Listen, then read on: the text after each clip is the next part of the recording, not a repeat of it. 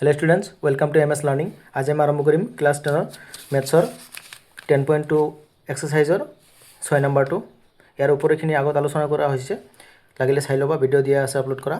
6 number चुआ बृत्तर केन्द्रर পৰা 5 centimetre दूरत्वत थका एटा बिंदु एर পৰা स्पर्शक एडालर दैर्घ्य 4 सेन्टिमिटार बृत्तটোৰ ব্যাসাৰ্ধ ল'ব লাগে। এই একদম ইয়াৰ নিচিনাকে এক নম্বৰৰ নিচিনাকে যদি এইটো চাইছা বা এইটো পাৰা তোমালোকে তেনেহলে এইটো সহজতে বুজি পাবা তাৰমানে। ঠিক আছে, এইটো সহজতে বুজি পাবা। চোৱা মই কৰি আছো। চোৱা প্ৰথমতে 6 নম্বৰটো আছিল। 6 নম্বৰটো চিত্ৰটো আমি আঁকি ল'ব লাগিব। চিত্ৰটো আঁকাৰ কাৰণে কি হ'ব, বৃত্তৰ কেন্দ্ৰৰ পৰা 5 সেন্টিমিটাৰ দূৰত্বত থকা এটা বিন্দু এৰ পৰা স্পৰ্শক এডালৰ দৈৰ্ঘ্য 4 সেন্টিমিটাৰ বৃত্তটোৰ ব্যাসাৰ্ধ ল'ব লাগে। একদম ইজি। ঠিক আছে, এইটো হল কেন্দ্ৰ।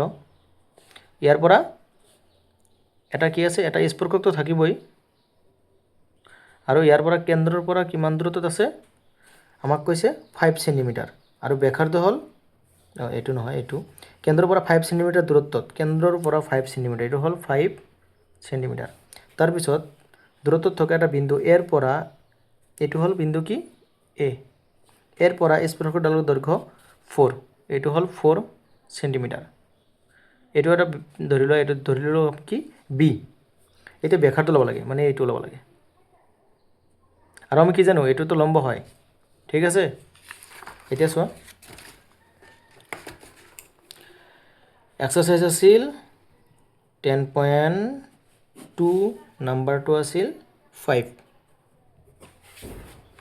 চোৱা এতিয়া প্ৰথমতে আমি কি কৰিম, পৰিচয়টো দি ল'ম কি কি লিখা হৈছে। তাৰমানে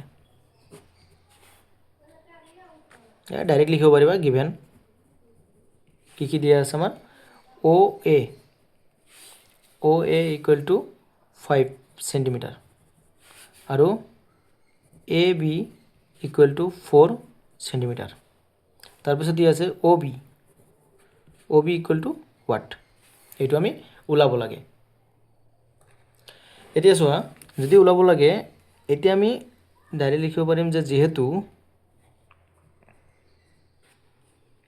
এইটো কি 90 ডিগ্ৰী, যেহেতু এংগেল অ বি এ বা A B O equal to কিমান 90 ডিগ্ৰী, ব্ৰেকেটত কি হ'ব 10.1 যেটো উপপাদ্য আছিল এইটো তোমালোকে লিখি ল'বা।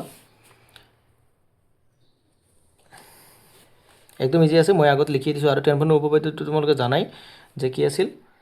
এইটোৰ ওপৰত যেটো ব্যাসাৰ্ধ ইয়াৰ কেন্দ্ৰৰ মাজেৰে বা ইয়াৰ মাজেৰে পাৰ হৈ যায় এইটো সদায় কি হয়, লম্ব হয়। এইটো যদি চোৱা এতিয়া এইটো যদি 90 ডিগ্ৰী হয় তেনে এইটো কি ত্ৰিভুজ হল, সমকোণী ত্ৰিভুজ। এতেকে এ বি অ সমকোণী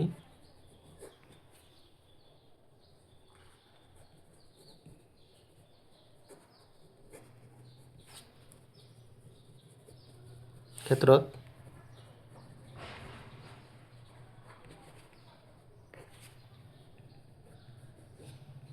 পাইথাগোৰাছৰ উপপাদ্য মতে আমি কি কৰিব পাৰিম, কৰ্ণ স্কোয়াৰ। এইটো হ'ব কি কৰ্ণ অ এ square O B square plus A B square. আমি ইয়াৰ পৰা কি ওলাব লাগে আগতে লিখি ল'ম, ডাইৰেক্ট অ বি ওলাব লাগে। অ বিটো লিখি ল'ম, অ বি স্কোয়ার ইকুৱেল টু কি হ'ব অ এ square minus A B square.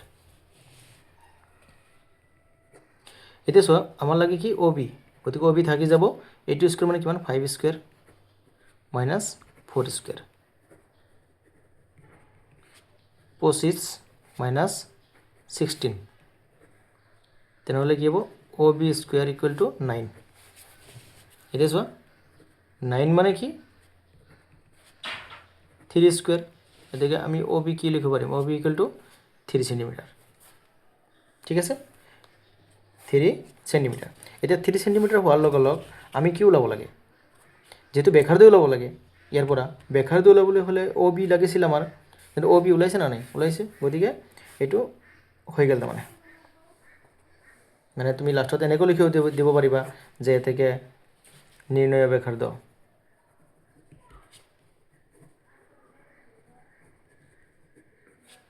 কিমান হ'ব 3 সেন্টিমিটাৰ একদম ইজি চোৱা